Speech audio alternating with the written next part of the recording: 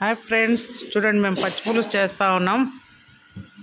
First అయితే చింతపండు నానబెట్టి పిసికేసింది మా అమ్మ. మళ్ళీ దాంట్లో ఎండుమిర్చి, కరివేపాకు, జీలకర్ర వేయించి అది కూడా వేసి పిసుకుతా ఉంది.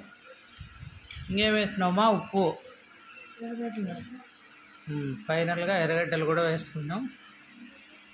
ఇప్పుడైతే నానబెట్టిన చింతపండు, వేయించిన ఎండుమిర్చి, వేయించిన కరివేపాకు, వేయించిన జీలకర్ర అన్నీ బాగా కలుపుకోవాలి ఫ్రెండ్స్. చూడండి, మొత్తం మిక్స్ చేయాలి. రాళ్ళ ఉప్పు వేసుకున్నాం. రాళ్ళ ఉప్పు అయితే టేస్ట్ హెల్త్కి మంచిదని.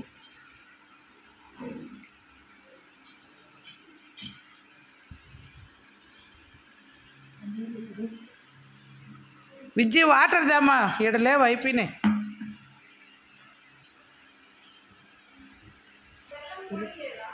నిన్న కొడతాడు చూడు పవన్, నిన్న నువ్వు పగలు కొట్టినావు కదా నాన్న.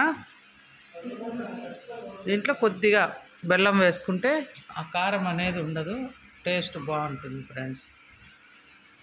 చక్కెర అయినా వేసుకోవచ్చు కానీ బెల్లం అయితే రుచిగా ఉంటుంది, హెల్త్కి కూడా మంచిదని బెల్లమే వేసుకున్నాం.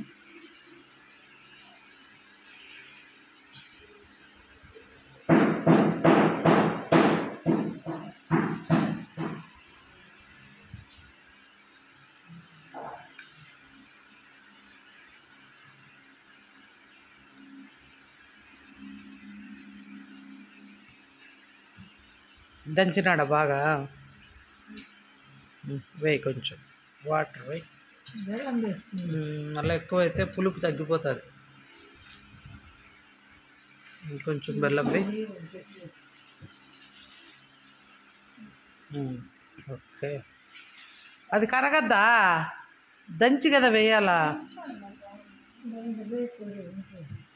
చాలేమో అయి తిందు, చాలు వద్దు పో, ఎక్కువైతే ఏమో తిందు. పాపా దంచి ఇమ్మన్న పవన్ పోనీ, ఇంకా ఎర్రగడ్డలు వేసి మళ్ళీ కొట్టి వేసేస్తా. ఇదంతా మెత్తగా అయిపోయింది. ఇప్పుడు చూడండి, ఫైనల్గా ఎర్రగడ్డలు వేసుకుందాం.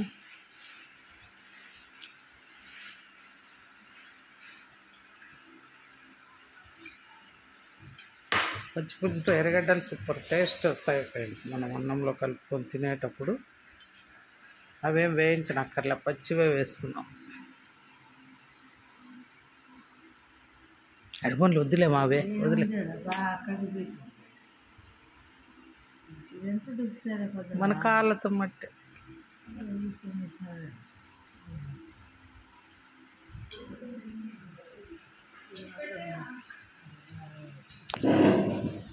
అంతే ఫ్రెండ్స్, మంచి టేస్టీగా ఉండే పచ్చి పులుసు అయితే రెడీ అయిపోయింది. చూడండి.